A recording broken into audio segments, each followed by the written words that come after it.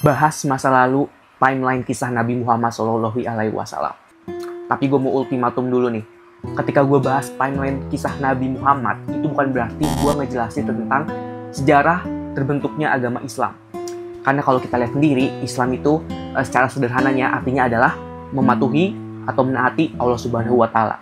Muslim yang percaya Islam berarti mereka adalah orang yang menaati dan mematuhi Allah Subhanahu wa Ta'ala.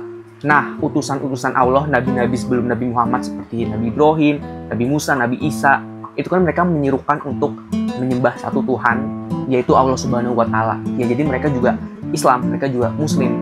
Nah, kalau ada pembahasan tentang timeline kisah Nabi Muhammad SAW, itu artinya adalah lebih ke kisah tentang utusan terakhir, Nabi terakhir yang diutus ke bumi untuk menegakkan kembali one true religion dan menyuruh orang-orang yang udah melenceng nih, yang udah di luar nurul, yang nyembah berhala dan sebagainya, untuk kembali worship a single and all powerful God, Allah Subhanahu wa Ta'ala. Oke, pertama, tahun 570 Masehi, Nabi Muhammad lahir di Mekah. 580 Nabi Muhammad itu bekerja sebagai pengembala kambing. Terus 585 mulai berdagang. Lalu tahun 595 beliau menikah dengan seorang pedagang juga bernama Khadijah. Nah, sebelum ke tahun berikutnya, ini di Mekah itu ada Ka'bah yang dibangun oleh Nabi Ibrahim.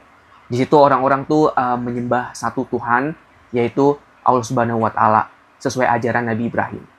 Tapi nih, sejak Amaru ibn Luhai, salah satu pedagang di Mekah itu, berdagang ke kota lain, ke wilayah Land of Levant, atau sekarang Mediterania Timur yang ada Yordania, ada Palestina, ada Lebanon.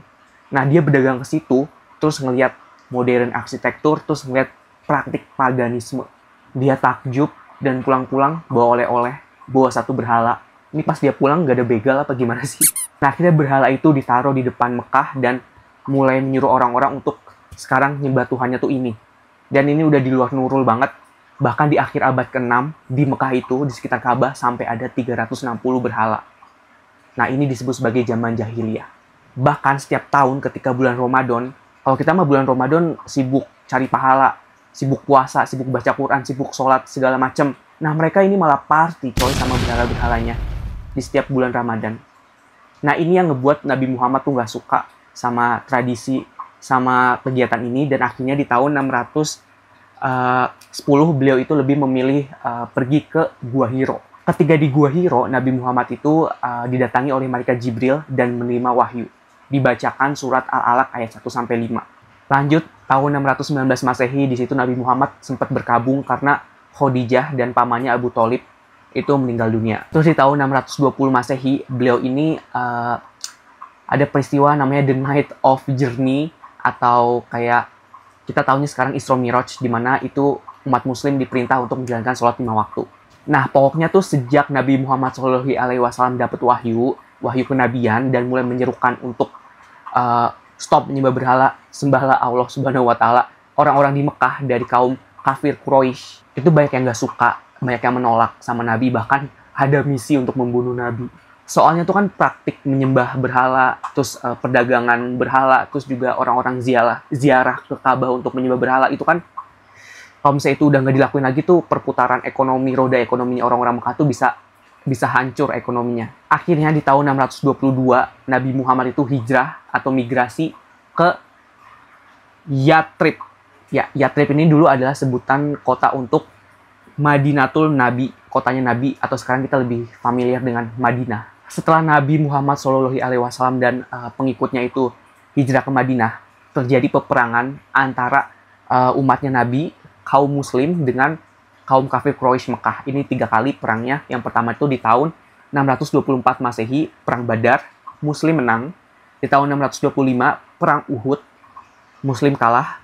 Di tahun 627 Masehi, Perang Trench atau Khandak, itu Muslim menang kembali. Dan tibalah di tahun 628 Masehi ada perjanjian damai Hudaibiyah, tapi kaum kafir Quraisy Mekah itu melanggar perjanjian itu, dan akhirnya Nabi Muhammad SAW dan pengikutnya kaum Muslim di tahun 630 udah fix, udah kalau kita harus take over, harus mengambil alih Mekah. Akhirnya setelah berhasil, berhala-berhala di Ka'bah itu dihancurkan, dan Ka'bah itu didedikasikan kembali ketika dibuat oleh Nabi Ibrahim sebagai tempat menyembah beribadah kepada Allah Subhanahu wa taala. Dan tahun 632 Masehi, Nabi Muhammad SAW itu wafat atau meninggal dunia.